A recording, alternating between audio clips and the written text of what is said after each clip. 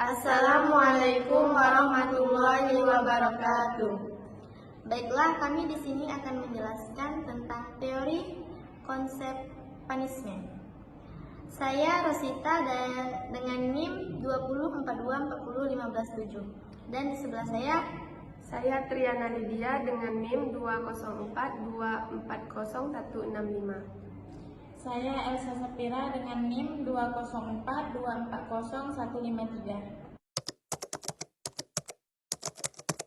Assalamualaikum. Waalaikumsalam warahmatullahi wabarakatuh. Baiklah, Ibu di sini akan menjelaskan tentang memahami manajemen kurikulum dan pembelajaran. Pembelajaran yang minggu kemarin apakah kalian sudah paham? Kalian mendengar tak Ibu menjelaskan? Paham, Bu. Apa pelajaran yang minggu kemarin? Coba diulang.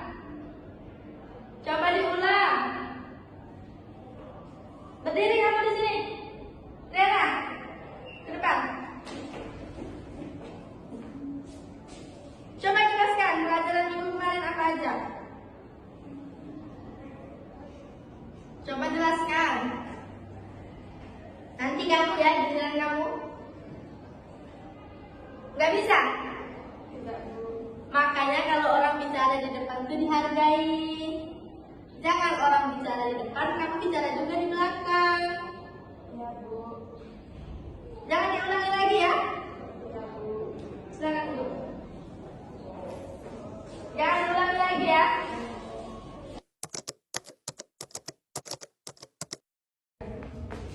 Sini HP kalian. Bunda Sita ya HP kalian. Karena Bunda mendapat laporan dari guru kalian kalau kalian selalu mendapat nilai rendah dan selalu tidur dalam lokal. Maaf Bun. Itu pasti karena kalian selalu begadang dan main HP tidak kenal waktu. Jadi HP kalian Bunda Sita sampai waktu yang tidak ditentukan. Iya Bun. Dengar tidak Elsa? Iya, Bun. Baiklah teman-teman, dari video yang telah kita tonton tadi, kami menggambarkan simulasi konsep punishment, di mana kami menggambarkan dua contoh konsep punishment. Yang pertama itu ada punishment positif. Kami mencontohkan bahwa seorang siswi yang diberi konsekuensi untuk menjelaskan pelajaran yang telah lalu ke depan kelas karena ia telah ribut di kelas. Yang kedua itu ada konsep punishment negatif, yang mana kami menggambarkan bahwa dua orang anak yang diberi konsekuensi oleh orang tuanya dengan mengambil hak privilege dan mengurangi waktu bermain karena ia selalu begadang dan lalai dalam pelajaran. Dan itu merupakan konsekuensi atau hukuman baginya.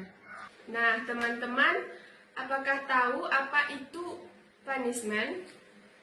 Nah, punishment itu adalah pemberian konsekuensi atau hukuman agar perilaku yang tidak diinginkan itu tidak terulang kembali.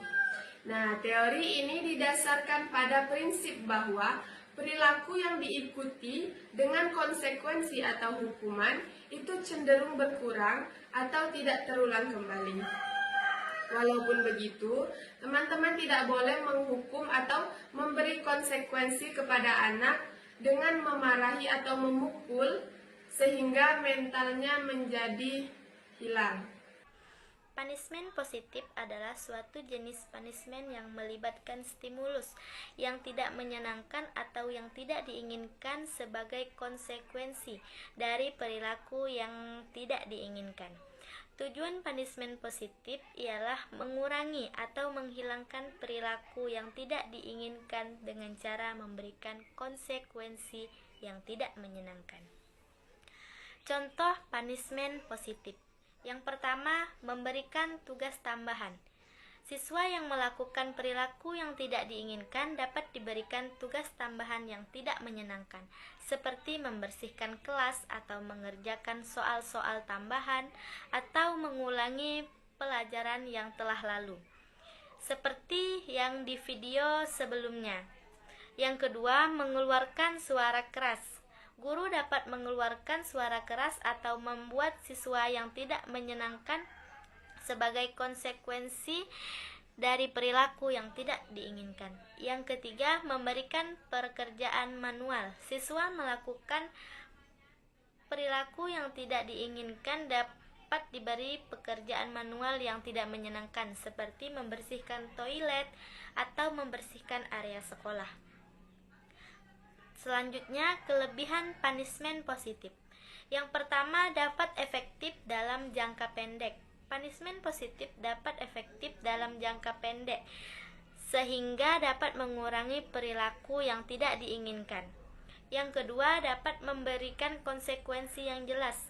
Punishment positif dapat memberikan konsekuensi yang jelas dan langsung kepada siswa yang melakukan perilaku yang tidak diinginkan.